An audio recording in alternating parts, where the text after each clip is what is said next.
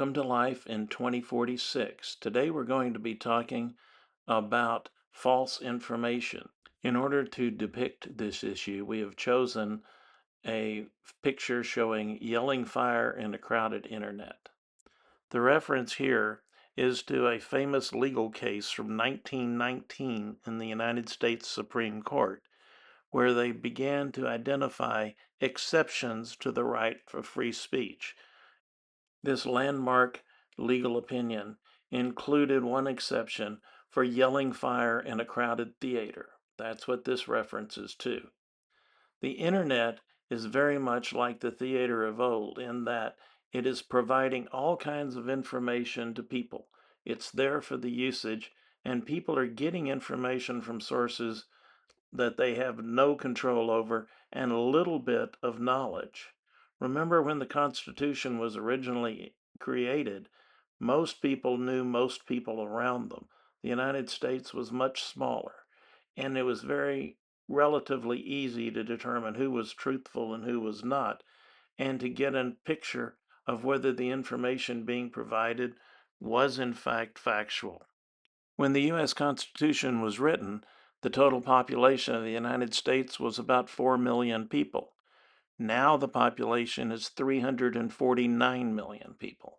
It is much more difficult for people to ascertain the validity of information they're receiving, and they don't know many of the people putting that information out. Today we're going to talk about that.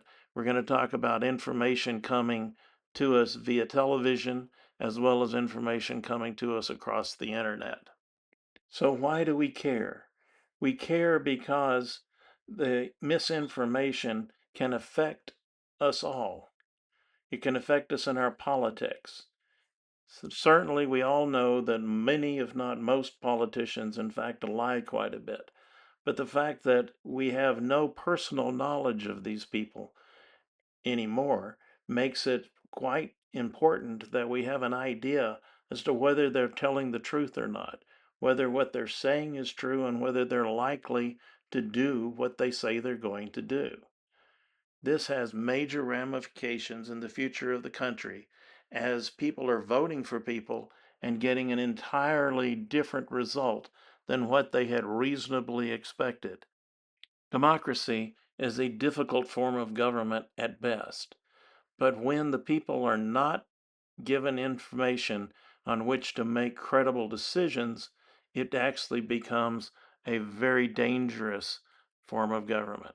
False information also has business implications. When bad information, incorrect analysis of business situations, incorrect information about the products and services companies are providing, this can cause the businesses to suffer as their volumes decrease. It can also cause problems for the consumer because they are getting incorrect information and making bad purchase decisions. Finally, bad information can provide substantial issues when it comes to the health implications. We have seen a number of cases now where people's health has suffered and, in fact, have died because of misinformation about treatments and health information generally. Our country and our people deserve to have accurate information. First, we'll look at false information along traditional media lines. Our traditional media lines include the three largest cable networks, Fox News, MSNBC, and CNN, along with the broadcast networks, ABC, NBC, CBS, and Fox, as well as newspapers. These are the way that up until a few years ago, most people got their news. And even now, it's the place people get their overview of news from which they can dive into the details over the internet. Fortunately, a lot of independent studies have been done on this topic, and the results tend to come out the same. The results show that nobody's perfect. The best performer is newspapers, which have a less than or approximately 2% falsehood rate. Then you move up to the broadcast news networks. They're showing approximately a 5% falsehood rate. When you move into the cable networks, we're seeing some different stories.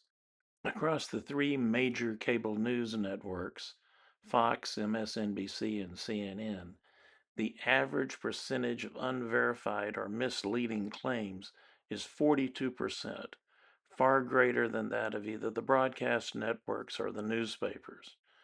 There is also substantial differences between Fox, MSNBC, and CNN on the truthfulness of their reporting. The Library of Congress is considered to be the largest library in the world. It holds more than 173 million items. Each day, the internet is updated with an additional amount of data equivalent to 50 times the holdings of the Library of Congress. Given the huge volumes we're talking about, I find it amazing that independent studies continue to show that factual information on the internet is 99% of what is out there. Only 1% of the information you find on the internet is in fact false. Statistically, that doesn't sound like a big problem, but what you have to look at is the multiplier effects that make it appear much greater than it actually is. First, the research shows that 1% of internet users are providing and spreading 80% of the false information. So the information provider communities that this is coming from are in fact very centralized. Once the information is generated, it also spreads faster. Studies have shown that false information spreads across the internet 6 times faster than accurate information. A false story is more likely to be reshared or retweeted. Facebook users report that they encounter false information about 22% of the time, so it's all over the internet. Where does the information come from? 50% of all internet traffic is generated by bots, so it's coming out of artificial intelligence.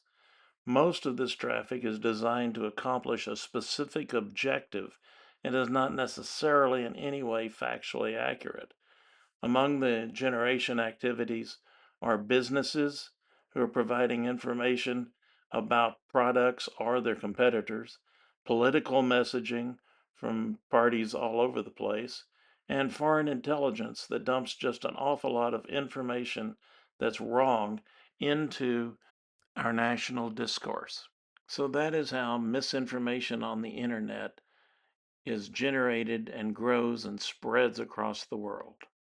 Clearly, this is a very difficult problem to solve, but one that needs to be attacked immediately. So, what does all this mean for an individual?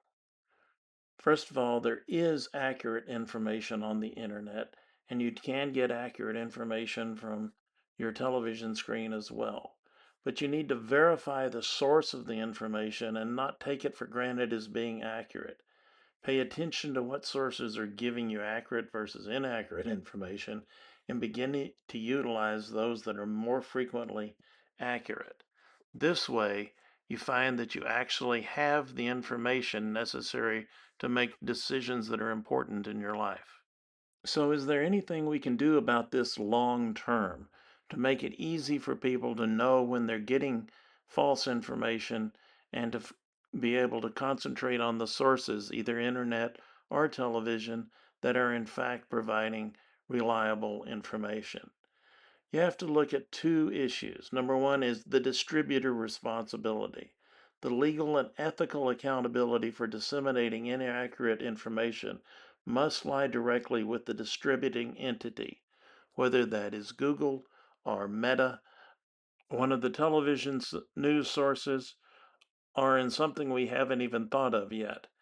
The distributor that's pushing that information out to the world needs to be responsible for it, and that's where it needs to be attacked. The AI tools exist to determine the reliability of any information that's being put out there.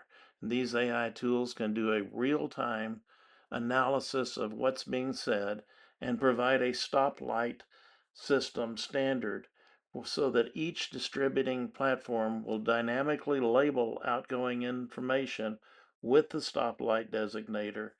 So you will see a green light if it's verified and accurate, a yellow light on things that are questionable and they can't be verified right now, and red lights on anything that's clearly false.